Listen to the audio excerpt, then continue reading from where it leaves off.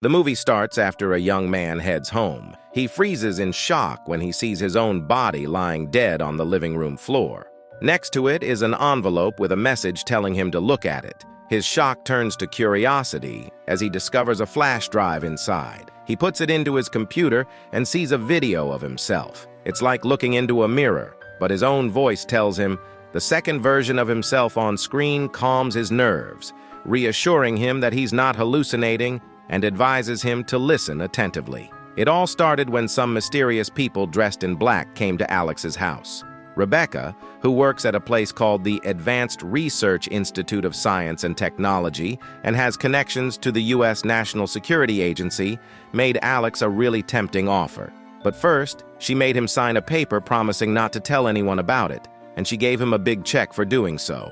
Once he signed the papers, Rebecca told Alex an incredible story about a satellite from the future that the U.S. didn't even know about. This satellite supposedly had a secret message inside it. If Alex agreed to help, he'd have to go to sleep and wake up at the lab for more investigation. Rebecca knew Alex was having money problems and didn't have much besides his inherited house, so she sent him a lot of money to show she was serious.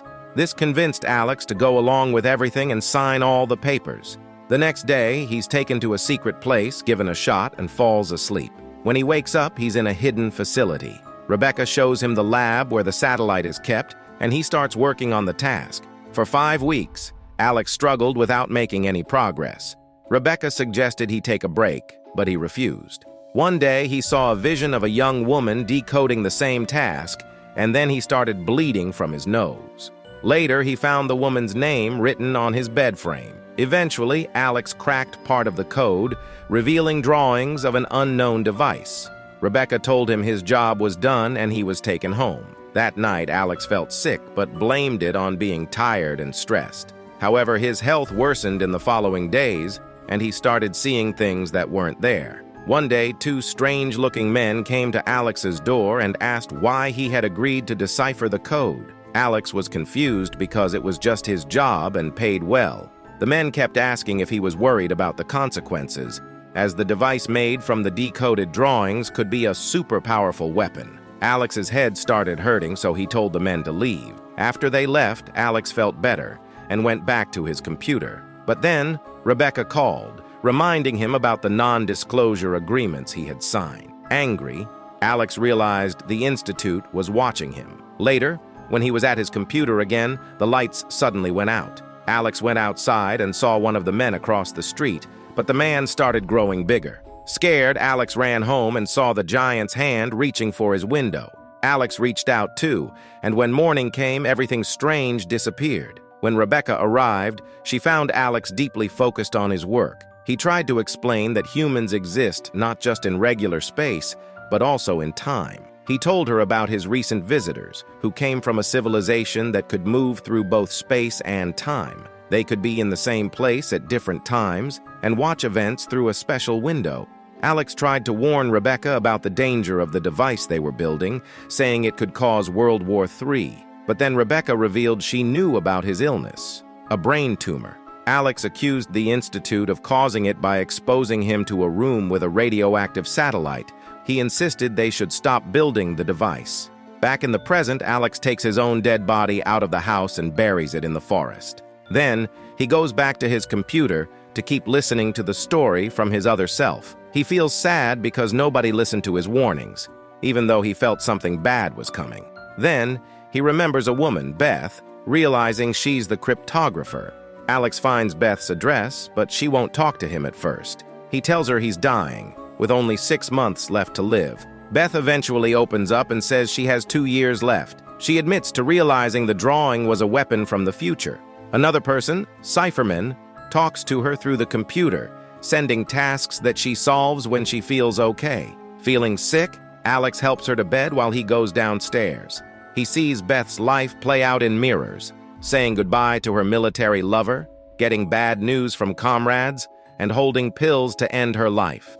But then, he notices a message from Cypherman on the computer. Alex responds, but Cypherman figures out it's not Beth and ends the conversation. Alex finds a bunch of printed tasks from Cypherman, now stuck together, and realizes they form a puzzle with answers. Cypherman isn't connected to the Institute. Alex begs Beth to help stop the deadly machine from being made. Beth tells Alex she got sick after working with the satellite, seeing things, and thinking about a message from the future. She starts hearing voices from the dead and even her own voice. She also claims to see aliens, though she doesn't believe it. She asks Alex to leave. When Alex arrives home, he finds the people dressed in black waiting for him. Rebecca commands him not to see Beth anymore and advises him to make good use of the time he has left. Furious, Alex tells the guests to leave, and upon entering the house, he realizes that all his papers with conclusions have vanished. Meanwhile, Beth is startled by a bright light at her house, which triggers feelings of sickness. She screams in fear and attempts to hide. At the same time, Alex is drinking alcohol to forget his worries when he gets a message from Cypherman on his computer. Alex thinks Rebecca is Cypherman, but Cypherman denies it. Just then, the doorbell rings, and it's Beth at the door. It turns out that Cypherman directed Beth to Alex's house and sent her blueprints for a device capable of neutralizing technology from the future. Together, they start working on a virus to stop the machine being built from the blueprints they found on the computer. The next morning, Rebecca suddenly comes into Alex's house. The Institute knows about what they're doing and is coming. She tells them to meet the Institute's founder quickly. She admits she's the Cypherman and wants to help stop the device. When cars come near Alex's house, they run out of the back, but Rebecca gets caught, injected, and taken away in a car.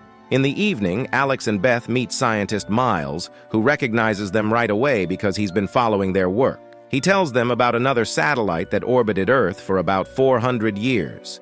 It had blueprints for a machine to control humanity's evolution in the third dimension. When Miles shared this, he was laughed at. He also got a tumor, but luckily it wasn't deadly. Miles thinks aliens can exist in many dimensions and see time differently. The second device at the Institute might let them access the human dimension and change reality. Right now, they can only watch humans like in a movie, not change anything. But the second device might change that. Miles is starting to understand it, but he can't explain it fully.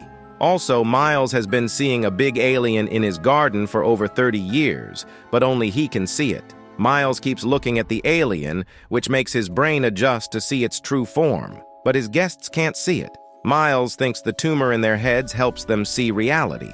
Alex suggests breaking the device with a hammer, but they worry it could be fixed at the Institute, so they decide to erase all data on the server.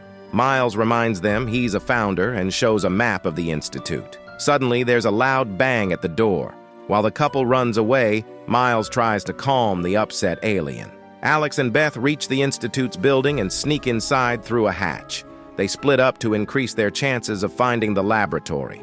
Alex notices a guard behaving strangely, moving backward repeatedly, suggesting a time loop inside the Institute. Beth also gets caught in this loop. Realizing they can't make progress, Beth activates a bomb, but she can't escape due to the time loop.